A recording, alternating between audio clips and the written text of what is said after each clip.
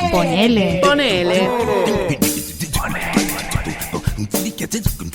Hoy estamos acá para hablar de algo que pasó esta semana con el tema de, voy a nombrarlo en este momento solamente, y no quiero que volvamos a un tema recurrente, pero el tema Maradona.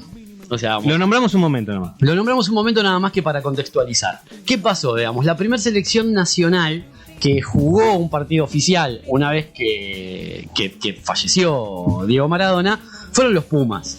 Y tuvieron un homenaje bastante fallido o deslucido, porque jugaron un partido contra los All Blacks y los All Blacks, mientras estaban haciendo el haka, llevaron una camiseta del equipo con el nombre y el número 10 al centro del campo.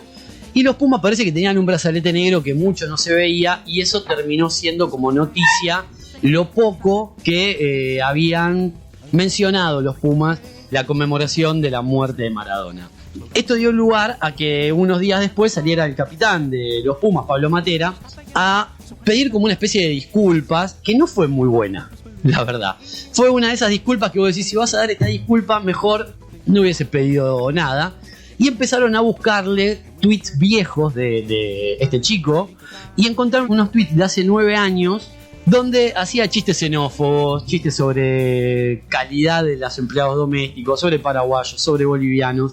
Que no eran chistes, porque hay una cosa, un chiste tiene un remate. Eran opiniones casi serias. Claro, un chiste es una historia que tiene un remate que puede causar una gracia, y que hay chistes ácidos que pueden tener un tinte xenófobo, pero uno se ríe y entiende que es un chiste, que está contextualizando un chiste. Estos eran comentarios directamente sobre opiniones de él en un momento determinado. Hay que entender que por ahí, bueno, era joven, Twitter era una red, no era tan masiva como ahora, y no esperaba tener seguidores tanto como tiene habitualmente. O sea, estaba resguardado en cierto anonimato, ¿no? Estaba resguardado de clase. Yo no sé, yo también tendría que revisar Twitter viejo a ver qué dije en algún momento, ¿viste? Pero bueno, si uno, yo creo personalmente, si uno es una figura pública ya masiva, contratate un community manager por una semana más y revisame todo esto, revisame mis redes sociales, peiname la red, peinámela que no pase nada, que después pase un quilombo, que eso es lo que falló. Esto también dio lugar a que se empezaran a buscar Twitter viejo de diferentes gente del espectáculo. Hubo un gran repudio sobre las manifestaciones de, no solamente de Pablo Matera, que es el capitán de los Pumas, sino de algunos otros jugadores de la selección de rugby. La UAR lo suspendió, les levantó la suspensión. Iban a jugar, están jugando el Tres Naciones junto con los All Blacks y Australia. Todo un ida y vuelta derivado de estos twitters de hace 9 años. Un dato de color es que cerramos el año hablando de los Pumas y de esta cuestión de clase de rugby en Argentina, pero no tenemos que olvidarnos que a principio de año 10 rugbyers mataron a golpes a Fernando Báez Sosa en Villa Gesell, en una actitud muy similar, porque era un negro, porque era pobre, porque había una cuestión de odio de clase de esos 10 chicos que están presos y esperando juicio, y que mataron a una persona. ¿Sí? A partir de eso empecé a escuchar gente del rugby, Asco Martin, que es un periodista que hace generalmente los móviles y todo lo que es la transmisión de Champions League y partidos de rugby en Europa, y Agustín Pichot, por ejemplo, que fue candidato a presidir la organización máxima de rugby mundial, pero estuvo ahí nomás, donde ellos decían que el rugby no era esto que mencionaba Matera, o estas opiniones xenófobas que algunos componentes de los Pumas tenían. Y digo, es verdad, puede ser que el rugby no sea eso, pero ¿por qué nosotros tenemos esa idea en Argentina como que el rugby es una cuestión de clase? El rugby es un deporte nacido en Inglaterra, ¿sí? O sea, y el por fútbol también. El fútbol también. Exacto, lo mismo. ¿Por qué se maximizaron en el mundo? Básicamente porque Inglaterra tenía muchas colonias. Claro. Entonces la gente, los ingleses, fueron llevando estos deportes que ellos crearon a diferentes colonias que tenían. Pero no pasó lo mismo con el cricket. Es verdad. En Argentina no podemos negar que el rugby es un deporte elitista.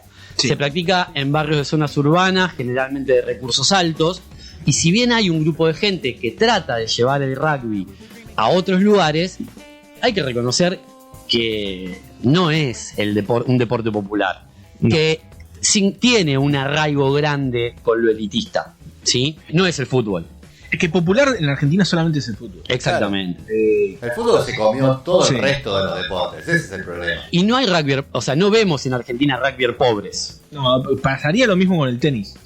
Exacto. El tenis, no sé, en el resto del mundo, pero en la Argentina es un deporte muy caro. Y puede haber algunos jugadores que vengan de una clase social más baja, pero hay que reconocer que en Argentina justamente no lo es. O sea, el rugby y el tenis no son deportes de clases bajas. ¿Qué pasa con los All Blacks que hacen ese homenaje?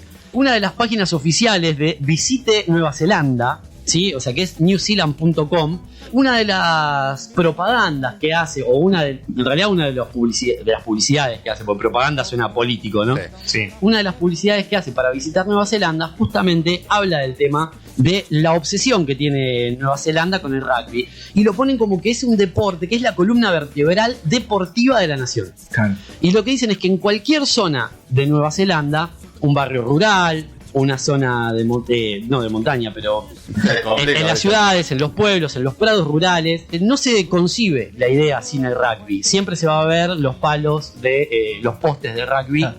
El potrero de ellos es el rugby. Exactamente. Son las canchas de rugby.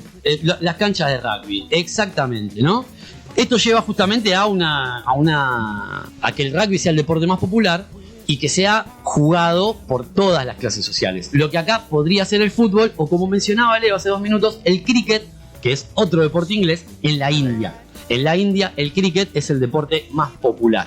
Pero también me puse a pensar en esto, es cómo a veces el deporte lleva a que la actitud de los jugadores o de una selección, o la mezcla entre política y deporte, pueda ser usada no para actitudes xenófobas, sino justamente para cerrar ese tipo de brechas. Como acá tenemos una casta de rugby elitista y en Nueva Zelanda es todo lo contrario, me fui a Sudáfrica. Claro. ¿Sí? Sudáfrica, también uno de los deportes más populares es el rugby, pero es un deporte que se lo consideraba un deporte de blancos, donde la comunidad negra de Sudáfrica, la gran mayoría, hinchaba para que cada vez que jugaban los Springboks perdieran. Los Springboks es el equipo nacional, la selección nacional de rugby de Sudáfrica. Pero hubo un hito en la historia de Sudáfrica que se da en el año 1995. En el año 1995 Sudáfrica tiene la organización de la Copa Mundial de Rugby. Un año antes había sido elegido, en mayo del 94, es elegido como presidente de Sudáfrica Nelson Mandela. Primer presidente negro de Sudáfrica. Con la historia de Mandela, que sabemos que tuvo 27 años presos en una cárcel de 1,5 metros por 3. ¿Sí? ¿Y qué pasa? Cuando Mandela llega al poder, o sea, llega al poder, no, llega a la presidencia de Mandela fue del 94 al 99, lo que hace es, sabiendo que la comunidad de Sudáfrica estaba todavía muy metida en el apartheid, en esta pelea entre la comunidad blanca y la comunidad negra, en todo lo que era Sudáfrica, trata de utilizar el Mundial de Rugby para que esto sea un momento en donde hubiera comunión entre las diferentes comunidades, justamente, para cerrar la grieta, para diría. cerrar la grieta, exactamente. ¿Qué fue lo que hizo Nelson Mandela? Cuando, un año antes de la Copa del Mundo, lo que hace es llamar al capitán, justamente, ya que hablábamos del capitán de los Pumas, llama al capitán de la época, de ese momento, de los Springboks, que es François Pienaar, ¿sí? El que era capitán en ese momento, y le propone que los Springboks hicieran una recorrida por los lugares más carenciados, más pobres de África, y le enseñaran a jugar al rugby a la comunidad negra. Claro. ¿Qué es lo que hace? Llama a este capitán y le lee un poema que se llama Invictus, ¿sí? Que es de un autor inglés, es un autor que sacó este poema en el año 1875. El autor del poema es William Hanley, y le dice que durante mucho tiempo, mientras él estuvo preso en Robben Island, no estuvo solo en esa prisión, estuvo en otras más también, pero en los 27 años que él estuvo preso por pelear por los derechos de la comunidad africana, le había servido como inspiración. Y le propone esto a los Springboks, que vayan a jugar al rugby a las zonas más pobres del África. Una selección de rugby donde tenían todos integrantes blancos y había uno solo que ni siquiera era negro, era mestizo. ¿Sí? Era café. Era café. Era café. El capitán de los Springboks acepta esta propuesta que le hace Nelson Mandela. Otro dato, no nos olvidemos, Nelson Mandela fue Premio Nobel de la Paz en 1993. Sí. ¿Sí? Ah, ¿93? En el 93, un año antes de ser elegido Y acá Sí. y los Springboks hacen esta gira. ¿Y qué es lo que pasa? Se juega el Mundial de Rugby. Los Springboks no estaban dentro de los favoritos para ganar ese Mundial. De hecho, el gran favorito era Nueva Zelanda. E Inglaterra y Australia en un segundo lugar, como para ir a disputarle una final a los All Blacks, ¿sí? Pero ¿qué pasó? Llegó Sudáfrica y Nueva Zelanda a la final. Y el 24 de junio de 1995, en el estadio Ellis Park de Johannesburgo, ocurre lo que muchos denominan como un milagro, que es que tanto la comunidad blanca como la comunidad negra de todo Sudáfrica estén alentando a un mismo equipo de rugby, que entre el capitán de los Springboks, Pienaar, y Nelson Mandela se preocuparon por tratar de cerrar, como decía Leo, esa brecha en la comunidad. Todo esto quedó registrado en un libro de John Carlin que se llama El Factor Humano. Y para los que no quieran leer el libro, porque por ahí les gusta más el cine, está esta película que mencionaba Leo, De Clint Eastwood. Hay que aclarar también. dirigida por Clint Eastwood, que se llama Invictus. ¿Sí? O sea, entonces estamos Morgan hablando... Freeman haciendo de Mandela. Y Matt Damon haciendo de capitán de los Springboks. Springboks. Los dos personajes centrales de la película. Es muy buena, les recomiendo que la vean. Es algo que, de todo lo que fuimos leyendo en la semana sobre lo que pasó con los Pumas, no se mencionó, o por lo menos yo no escuché que mencionaran esta historia, que me parecía bastante es verdad, relevante. yo escuché bastante de esto. ¿Sí? ¿Lo escuchaste? Mirá, yo No, escuché bastante este tema, pero no escuché que mencionaran este hecho. Sí. Entonces, cierro con esta, antes de pasar a las otras historias que tenemos, cierro con esta idea que tenía en la cabeza. Puede ser que no todos los rugbyers sean xenófobos, y es verdad, porque metemos a toda la gente en la misma bolsa y en algún lugar donde se junten muchas personas, es probable que no todos piensen igual y que algunos tengan una visión un poco más inclusiva, claro, ¿sí? de la sociedad. No pasa generalmente en el rugby en Argentina y, como vemos por ahí, tampoco en Sudáfrica en su momento. El tema es que creo que tenemos que empezar a ver dónde la gente mama el deporte, dónde empiezan a tener ese primer contacto y cuáles son esos valores que muchas veces se destacan de un deporte y que después se dicen llevar a la práctica y a veces no es tan cierto. Me parece que hay una red social de hábitos de hábitos de conducta que condicionan muchas veces la opinión que tenemos de un deporte, de un grupo con opiniones políticas distintas o de opiniones de lo que sea. El deporte por sí solo no es bueno o malo, no es racista o inclusivo, pero las personas que lo realizan y los representantes de esos deportes van a demostrar si existe un interés genuino en respetar a los demás y ser ejemplo para una sociedad. Por eso me parecía importante contar esta historia de un premio Nobel de la Paz que llega como primer presidente negro a Sudáfrica, donde la mayoría de la comunidad es negra, donde fue una colonia inglesa y donde se intentó por intermedio del deporte unir a todo un país buscando algún hito, ¿sí? que lograra esa unidad como sociedad. Está bien lo que decís, digamos. A mí me pasa, como educador, tengo a veces chicos, y tengo chicos que juegan al rugby. También son chicos humildes que se encontraron con ese deporte.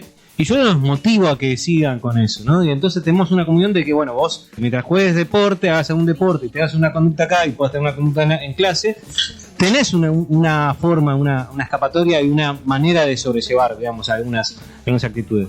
Pero también es cómo se encuentra. Digamos, el deporte, si lo encontrás, no es una clase elitista, sino una forma de, vamos a llamarla disciplina, ¿no? De encontrarte disciplinado, en seguir una carrera, en seguir procedimientos de entrenamiento, procedimientos de concentración y todo, digamos, tenés una posibilidad de tomar algo bueno en ese deporte. Pero también escuchás, por ejemplo, esta semana se habilitó por primera vez que una chica trans pueda jugar en la Liga Femenina de Fútbol, que recordemos que hasta hace un año y pico no era profesional.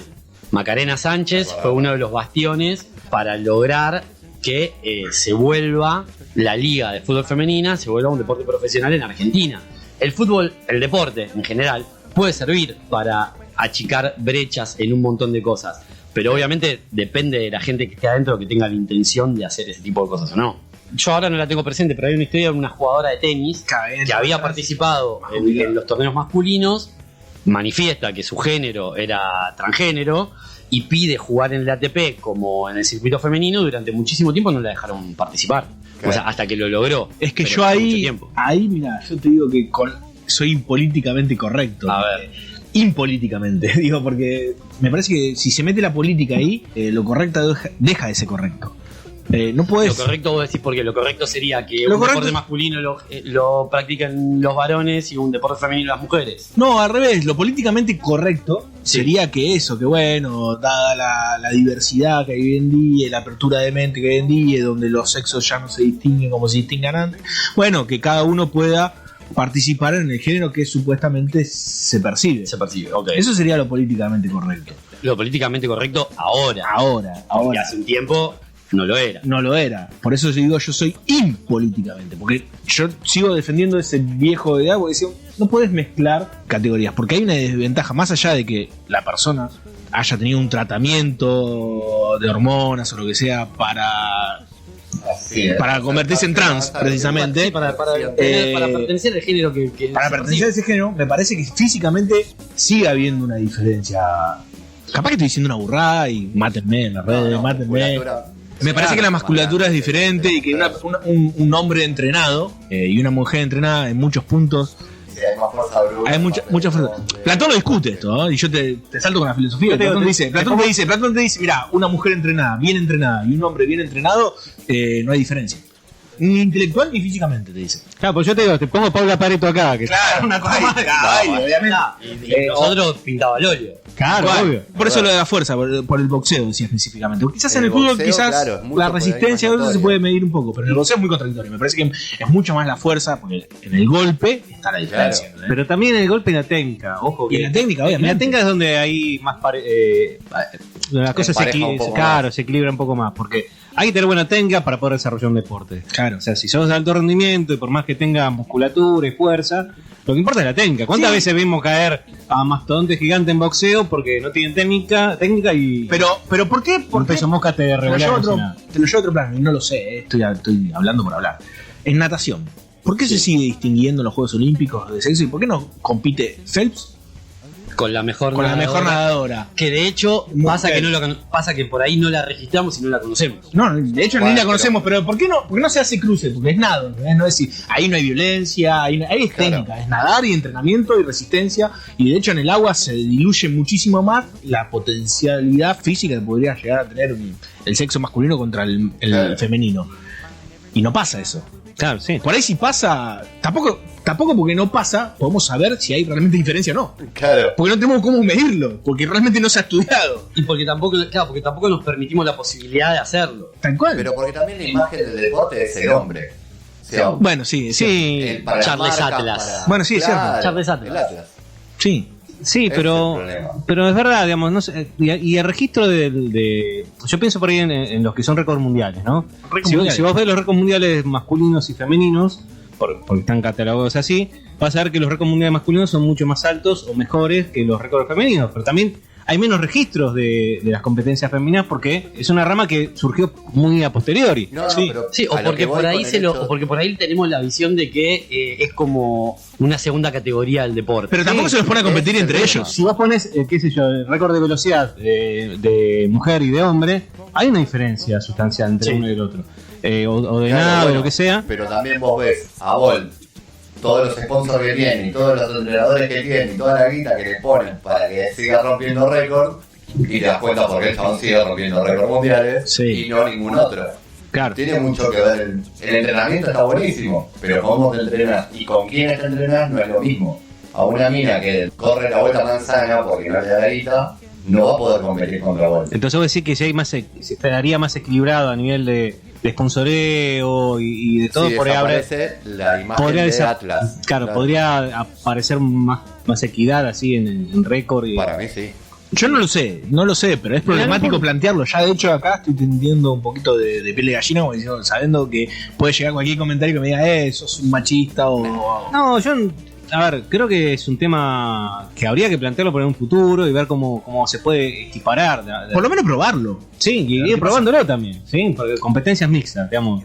No hay pocas disciplinas mixtas. Bueno, o por qué nos pasa de que no hay, se empezó a ver en Champions League y en algunos partidos de Argentina o de Copa Libertadores, el hecho de por qué no hay mujeres que sean referees.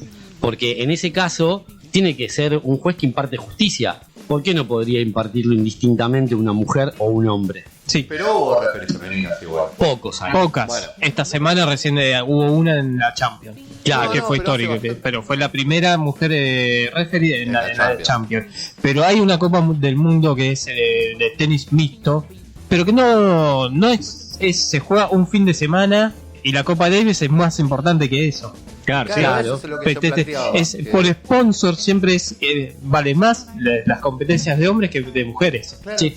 Es así, los sponsors Bueno, siempre la pagan más. diferencia- La diferencia de sueldos entre lo que es el Claro. circuito masculino de tenis y el circuito femenino. Claro. Y así con el fútbol acá en Argentina o el fútbol a nivel mundial, donde hay un gran movimiento de mujeres profesionales del fútbol que reclaman poder ganar los mismos salarios que ganan los jugadores masculinos. Bueno, pero por ejemplo, recién estábamos hablando y se me vino a la memoria los blancos no saben saltar. Sí, gran Claro. película también. Bueno, pero también es algo totalmente impuesto el hecho de que los negros juegan mejor que cualquiera. Y sí. Claro. Pero es así, o lo vas a discutir. No, bueno, pero también uno de los mejores jugadores de básquet es chino, boludo. Ah, bueno, está bien. Y vos te vas a imaginar. Pero ¿qué liga estás mirando vos? Vos decís Yao Ming. Yao Ming. ¿Y te imaginarías un chino jugando básquet? Y no. Bueno, Megan Rapinoe, o sea, es una jugadora de la selección de Estados Unidos de fútbol y es una de las grandes militantes por los derechos de las mujeres dentro del mundo del fútbol. En una de las últimas entregas del Balón de Oro fue una de las que manifestó el tema de que hay una gran diferencia en los salarios que perciben las mujeres que juegan el fútbol Sí. con relación a los varones. De hecho, lo ves, nadie se entera de cuál es la transferencia, cuánto vale la transferencia de una mujer de un equipo de fútbol de cualquier país, mientras que todos sabemos cuánto salió el último pase de Cristiano Ronaldo a la Juventus. Hablando de eso, justo este año fue la venta más grande de fútbol femenino, que fueron a un equipo inglés, creo que si no me equivoco, 300.000 euros. Claro, cuando se pagaron 172 millones de euros por Cristiano Ronaldo de pase Real Claro, Madrid a la cuando un futbolista de segundo nivel, primer nivel del torneo argentino se va a Europa a una liga como la rusa por 10 millones, mínimo. Exacto. Mínimo. Claro. Sí. ¿Tenemos alguna otra historia que quieran contar de el fútbol y racismo? Yo tengo una historia con A ver. el tema del rugby, que empezaste hablando al comienzo. A mí me pasó en pleno 2001, me acuerdo. A ver.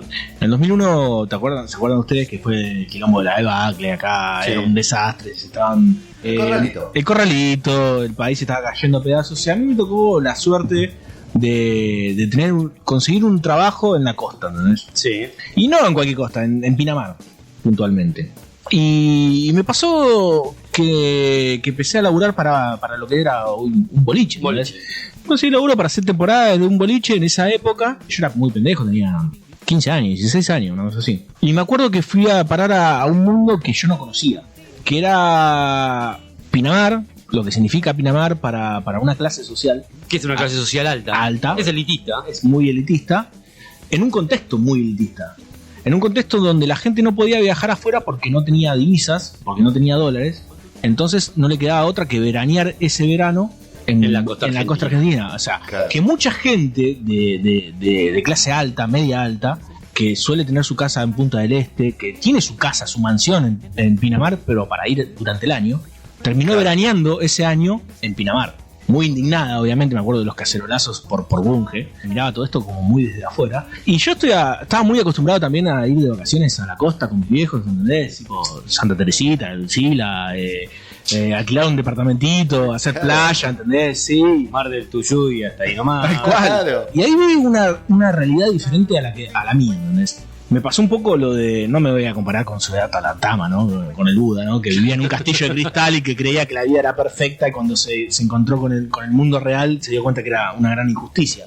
Pero me pasó algo parecido. Me pasó algo parecido porque yo vi en ese momento que había toda una parte de la Argentina que vivía abstraída del mundo y que no le importaba nada de si el país estaba cayendo a pedazos o no, que lo único que le importaba era su bienestar Sí. y que lo único que le importaba eran las cosas absolutamente superficiales y materiales. Vos sabés que se cumplieron 19 años del Corralito. Claro. No sabía. Hace 19 años atrás, si yo me remonto en el tiempo, hace 19 años atrás, en diciembre, yo me estaba yendo, me acuerdo, en diciembre, porque la temporada arrancaba antes, conocí una elite que de cerca, me tocó vivirla, de cerca pero desde afuera al mismo tiempo, porque cuando yo laburaba, a laburar para un boliche, ¿entendés? Y era tarjetero, vamos a la sí, o sea, era tarjetero con 15 años, para mí era la fiesta. Pero de golpe me encontré con una sociedad en donde de golpe veía pibes de la misma edad que yo, de 16 años, saliendo a la noche con sus padres a hacer la peatonal, ponerle que uno puede hacer en cualquier balneario de la costa, de punta a punta, pero con una diferencia. Cuando yo iba a hacer la peatonal, yo iba a los fichines. Me decía, papá, comprame una ficha para los fichines, y me compraba hasta acá y gracias. Claro. Y yo veía a los pibes de acá que hacían otra cosa. Para ellos hacer la peatonal era subirse a un Audi y ver si se lo iban a comprar o no. Bueno, claro. Y yo lo veía de afuera, ¿eh? Y al mismo tiempo los veía como una... Y vi algo que era muy distinto, que era confrontar con esta clase. En Pinamar, si alguien conoce Pinamar, se va a dar cuenta que a las 6 de la tarde empieza, 5 o 6 de la tarde empieza lo que se llama la tocata. La tocata es el rugby chico, el rugby menor, el rugby de 7. Sí. De 7 en la playa, ¿entendés? Donde juegan todos. Eran todos los chicos del CASIC, de toda la gente elitista, toda la gente elitista está. Y yo conviví con ellos, con la gran mayoría de ellos. Y sí, te puedo asegurar que viví en carne propia lo que es ese racismo. Cuando yo, por ejemplo, los invitaba a los chicos, pibes de mi misma edad, a un boliche, no me decían no gracias. ¿Sabes cómo me decían? ¿Cómo? No, grasa. No grasa. No, grasa, me decían. Yo de vos no acepto ni una tarjeta.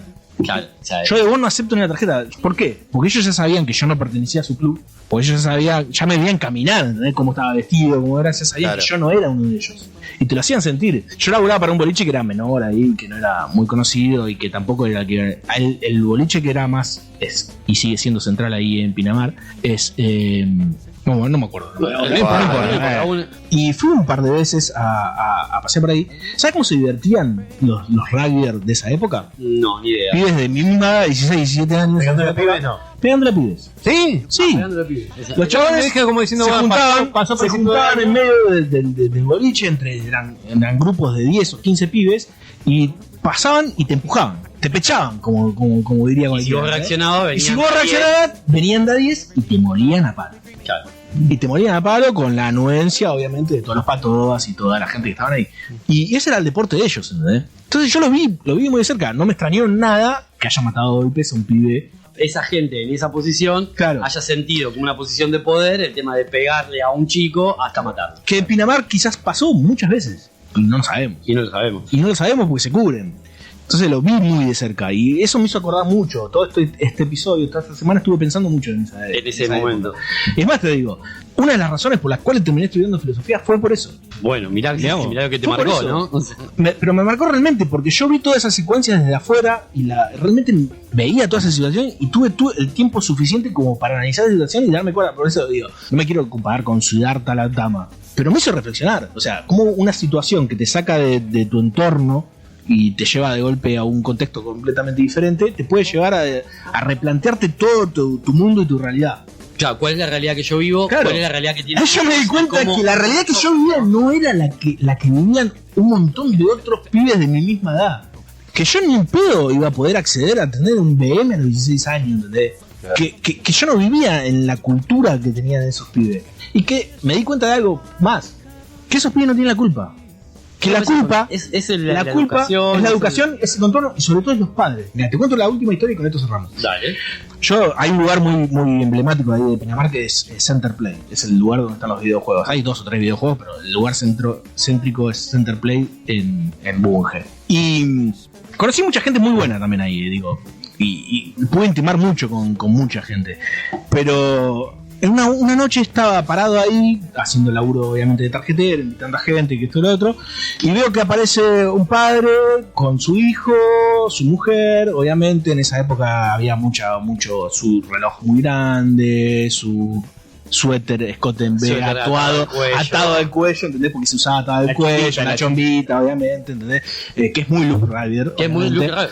Y un tipo que se veía que obviamente tenía muy buen pasar. que tenía muy buena posición económica. Viene el hijo y le dice: papá, ¿me das plata para comprar fichita para los jueguitos? Sí, tomá, pide. Abría la billetera así, y en esa época obviamente había corralito, el tipo saca dólares, ¿entendés? Claro, Dólares lo que era imposible en ese Lo que era momento. imposible, ¿no? Para cualquier otra persona era imposible. Entonces sí, tomá, nene, tomá, yo tenés $10, andá y gastate la vida.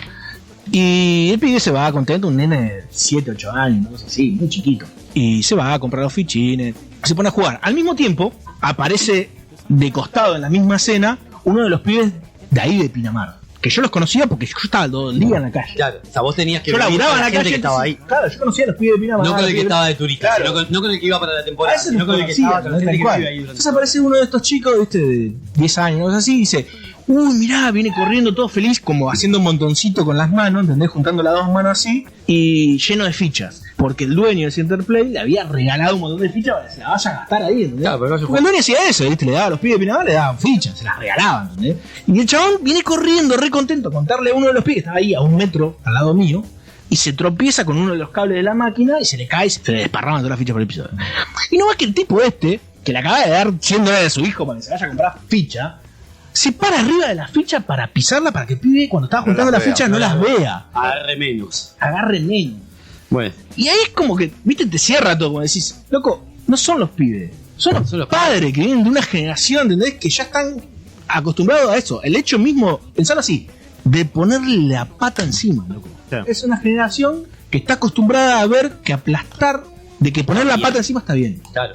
Sí, o sea, es tétrico contarlo de esta manera. Es tétrico, pero es, bueno. es una generación de gente que lo que tiene, pero que también me pasa algo, con lo que vos contás y con lo que vemos ahora y con un montón de cosas que fueron pasando, no solamente en el ámbito del deporte, sino que estamos viviendo casi 20 años después una nueva crisis económica, Claro, eso derivada de la pandemia, de un gobierno neoliberal y todo lo que ya sabemos. No ha cambiado mucho en algunas clases sociales la No. forma de pensar que tienen. No, bueno, ahora se está discutiendo el impuesto a la... Salió. No quiero spoilearte. No, acaba de salir. Por fortuna, O sea que se ha votado en el Senado. Esto de las clases con respecto a las clases elitistas, otro deporte elitista es el golf, ¿no? Sí. Puedes decir, bueno, es un deporte. Vos vivís cerca de un campo, vivías cerca de un campo de golf, sabías, pero yo una vez fui a ver el Abierto Argentino de golf. Viste que ese es el evento de magnitud acá, donde se puede decir que el sumo elitista de golf está ahí metido. Está el Pato Cabrera, estaba el chino, no sé, no me acuerdo los nombres de los profesionales. Sí. Todos los que Pato están. El Pato Cabrera, que otro señor que tiene denuncias por violencia de género, se fue a Estados Unidos. Sí, todo Está eso. bien, pero dale. Ah, bueno, y digo, bueno, me invitó un amigo, vamos a ver el Abierto de golf, que él juega al golf, y dale, vamos, yo entiendo que es un deporte en sí, ¿viste? Pero me preparaba como que, bueno, es un deporte elitista, va a haber las cosas caras, va a haber cosas como que, bueno, recuperaste un poco, ¿viste? Y bueno, vamos al Abierto Argentino, entrada, digo, me van a romper el tuje con la entrada, ¿viste? No, 20 pesos estaba la entrada, digamos, como nada. Viste, no podía haber entrado cualquier persona tranquilamente, porque no era una entrada muy poco barata. significativa. Bueno, seguíamos a Pato Cabrera en ese momento, y seguíamos en la recorrida que hacíamos en todos los juegos que jugaba. Y después teníamos un break donde había un sector de comidas y cosas, ¿viste? Bueno, yo me compré, habrá sido una gaseosa y nada más, porque tampoco tenía ganas de gastar, aunque los precios eran muy razonables. Eso es lo que a mí todo el tiempo me llama la atención. Decís, bueno, en este lugar donde hay gente de plata, los precios de haber Van a romper el no, Tujes. y me estaba sorprendiendo eso, que no había una cuestión de sobreprecios exagerados, ¿no? Tenía un precio muy módico todo. Pero resulta ver, me siento tomando una gaseosa, ¿viste? Viendo así un poco la situación. Y primero ver que la mayoría no tomaba una cerveza, una gaseosa, o como estaba tomando yo, sino tomaba botellita de champán, ¿viste? De Shandong, chiquitita. Pero, bueno, mira, bueno, está bien, le gustará más que otras bebidas, ¿viste? Yo, champán, si me lo dan en una fiesta, te tomo Para mí es una de las cosas un más feas que traguito. hay en el mundo. Por eso, te dame un traguito que Dame sidra. en la copita y después lo dejo ahí porque va amargo, horrible, ¿viste? Qué sé yo. Y después veo un tipo, estaba cerca de un puesto de helado, que se nota que el tipo también tenía plata, ¿viste? Chombita, que esto, lo otro, ¿viste? Todo el fixie roll de una persona con plata. Y veo que le empieza, compra un kilo de helado, ¿no? Y se lo empieza a regatear. Ah, bueno, sí. Empieza a regatear. Ah, pero si yo te compro un kilo, vos no me das un cuarto más ahí. Ah, lo tenés ahí nomás. Y yo digo, pará, loco, vos tenés plata. Pagale el cuarto más. Viste, yo ni en pedo me voy a regatear un kilo de helado o un cuartito de helado en cualquier heladería. A un ñato que está ahí, pobre, cobrando 2 mangos con 50 para venderte. Claro, porque tampoco era exagerado el precio del helado, ¿viste? Yo no ¿Sabés por qué? Porque vos sabés lo que cuesta. El tipo que tiene plata no lo sabe, le chupa un huevo y piensa que todo es gratis. Sí, todo es eso. Todo le vale nada. Y aparte le llegan cosas gratis. Cuanto más alto estés, más cosas te llegan gratis. Puede ser, pero me sorprendió eso, ver gente que podía pagarlo, pagarse 5 kilos de helado con un solo billete que tenía en la mano y regateárselo, ¿viste? Regatearle un helado. Natalia Pastorak nos dice que en el handball hay referís mujeres. O sea, Puede ser. que en ese lugar pasa. Y yo estaba buscando, o sea, otro ícono, o sea, de la historia donde se une el deporte y una opinión política, que son los Juegos Olímpicos de 1968 en México, donde en los 200 metros, o sea, sí, salen medalla de oro y medalla de bronce, Tommy Schmidt y John Carlos, son dos velocistas americanos, y que cuando van a recibir la medalla, hacen el saludo del Black Power, el puño arriba, cuando suena el himno estadounidense. Hace no mucho tiempo, de hecho el año pasado, si no me equivoco, luego de algunas protestas raciales en Estados Unidos, jugadores de la NFL se arrodillaban y levantaban el puño cuando sonaba el himno de Estados Unidos. Eso vino ahora, esto fue previo. Previo, sí, previo. En Fue 2018 fue. Y Donald Trump, presidente de Estados Unidos, que acaba de perder la elección, él lo que planteaba era que iba a sacar los derechos de las cadenas de televisión de las que él era dueño o socio en gran parte mayoritario, para aquellos jugadores de la NFL que hicieran el saludo del Black Power. Eso se transformó también después del Live Black Matters de este año en la burbuja de Orlando con la NBA, donde jugadores como LeBron James estuvieron militando por los derechos de la comunidad afroamericana en Estados Unidos luego de que la policía matara a una persona asfixiándola, ¿sí?, contra el piso en una protesta. Y en distintas protestas mataron a un par más. Hubo más muertes. Y esa protesta de arrodillarse llegó a Europa, obviamente, por las noticias que yo, y en cada partido de la liga inglesa se arrodillan antes de arrancar los partidos. Mira, no lo había visto. Sí. Hay una historia también, hablando de deporte. A ver. En 1966, un boxeador de semipesado es enjuiciado por un triple crimen. Bien. John Carter Hurricane. Hurricane era el apodo que tenía. El huracán. Sí, Huracán. Se decía que podía llegar a ser campeón mundial del ese peso pesado, de la categoría. Pero bueno, en el 1966 es acusado de un triple crimen. Lo detienen, es enjuiciado y le dan triple condena perpetua. Que ya no iba a salir nunca más. Ya con una condena perpetua yo suponía que nunca salen. Ya triple es como mucho. Como demasiado, claro. Sí. Te matan tres veces antes que toque el al suelo, dirían los Simpsons. Bueno, el caso que él era inocente, pero no como todos los presos que dicen que son inocentes. Él era inocente de verdad, claro. Él en el 74 escribe su autobiografía donde relata su historia, fue lo que pasó. Bob Dylan se entera de este caso, va a visitarlo, le cree y escribe una canción en el 74 sobre el caso. Hurricane. Que es una de las más emblemáticas de Dylan también. Sí, en una de las partes dice claramente porque es un tema racial. Porque en Patterson sucedió esto en Estados Unidos. Patterson, así es como son las cosas. Si eres negro, es mejor que no salgas a la calle, a menos que quieras cambiar el ambiente. Claro, o sea, como si sos negro, no salgas porque lo que va a pasar, vas a terminar mal. Claro. O sea, es un poco lo que dice la canción. Después de la canción, se da a conocer mundialmente el caso hay un nuevo juicio. Los fiscales no dan al lugar, mantienen la pena, y recién en el 85 se demuestra que fue un caso racial, que está todo corrupto por la policía, a los testigos los coaccionaron. Mientras tanto el tipo estuvo desde 1966 hasta el 85 preso, 21 años preso por un delito que no cometió. Finalmente desliberado en el 85 recién, y murió hace 9 años, Hurricane. Bueno, yo me encontré con otro caso racista, buscando cosas. Me acordé de este libro que se llama Los hijos de los días de Eduardo Galeano, ¿sí? Bien. Es una especie de calendario, porque la verdad está puesto como una especie de calendario donde uno busca por fecha un evento o una situación donde podría reflejar o contar una historia, ¿no? Como un efemérides. Una especie de efeméride, pero no está tan organizado o tan puntual con esto. Bueno, esto se dio así. Les leo el texto y después les cuento la historia completa. Dale. ¿Viste? Este se llama Todos somos tú. El año 2001 resultó sorprendente el partido de fútbol entre los equipos de Treviso y Génova. Un jugador del Treviso, Akem Omalade, africano de Nigeria, recibía frecuentes silbidos y rugidos burlones y cánticos racistas en los estadios italianos.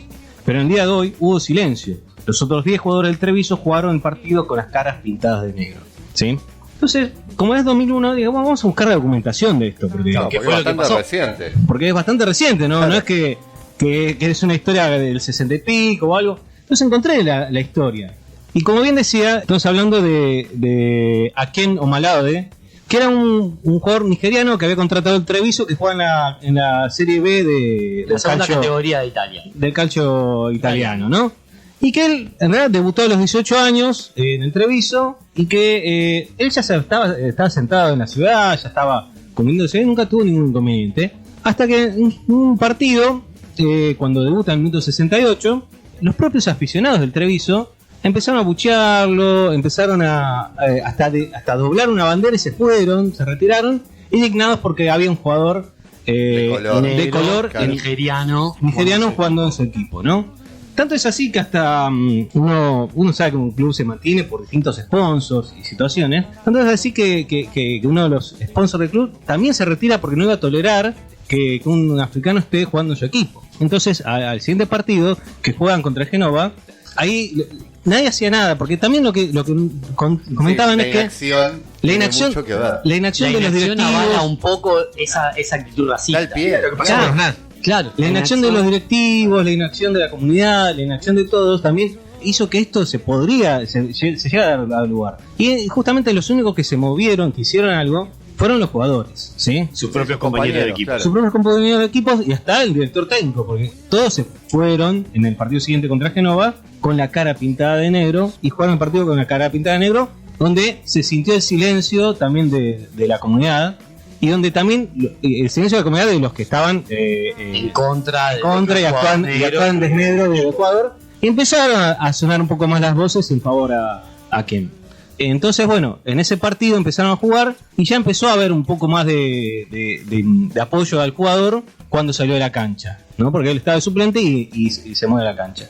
Tanto es así que logra meter un gol, no les alcanza para ganar, pero logra meter un gol aquí en ese partido. Sabes que hay en Italia hay algunas hinchadas que están relacionadas directamente con las opiniones fascistas, como por ejemplo la hinchada de la Lazio. Sí, o sea, la hinchada de la Lazio es una de las que... ¿Por qué? Porque está vinculada directamente a la fascismo. época al fascismo. Bueno, El jugador Balotelli. Balotelli. Jugador italiano, negro, pero es italiano. Claro. En varios partidos, o sea, los hizo suspender o hizo que por lo menos se parara durante un tiempo el partido ante cantos racistas. Queda mucho por trabajar en este sentido, en cualquier ámbito del deporte, en todos los deportes que queramos hablar. Y eso es una de las cosas, ¿no? No estamos hablando del año 60, que es lo que decían. Estamos hablando ahora. Hace 19 años A ver, atrás. a Dani Alves- Pero estamos hablando ahora, el Black Lives Matter, o sea, pasó hace este año. Dani Alves no le tiraron una banana Le tiraron una banana a Dani Alves. porque era brasileño. Porque era brasilero, le dio una banana y le hicieron un gesto de mono y sudaca, digamos. Estamos hablando de jugadores también con prestigio, ¿no? Que le hacen. Claro. No, y tampoco es bullying, porque esto no es bullying, directamente es Racismo, es racismo es llano. No estamos hablando de otras épocas, estamos hablando de la actualidad. Por eso Hay un libro, se llama Denso Traverso, se llama La violencia nazi. Te cuenta toda la historia de Europa, desde los comienzos ya de Roma, ponerle decir así, cómo Occidente es nazista o nazi, nazista no existe, es nazi, casi por idiosincrasia, casi por naturaleza, casi por, ya viene de los griegos, Claro. somos nosotros, somos superiores. somos superiores. Claro. Y que eso está en nuestra cultura, está en nuestra cultura. Si les parece, si quieren, puedo cerrar leyendo este poema Invictus que nombrábamos al principio de la charla. Este poema es del escritor inglés William Hemley Invictus, este poema que le da Nelson Mandela al capitán de los Springboks, dice lo siguiente: en la noche que me envuelve, negra como un pozo insondable, le doy las gracias al Dios que fuere por mi alma inconquistable. En las garras de las circunstancias no he gemido ni he llorado. Bajo los golpes del destino, mi cabeza ensangrentada jamás se ha postrado. Más allá de este lugar de ira y llantos, echa la oscuridad con su horror, y sin embargo la amenaza de los años me halla y me hallará sin temor. No importa cuán estrecha sea la puerta, ni cuán cargado con castigos el pergamino. Soy el amo de mi destino, soy el capitán de mi alma. Ponele que podés seguirnos en Instagram, Spotify, YouTube, Twitter, Facebook. como ponele_podcast. Ponele _podcast.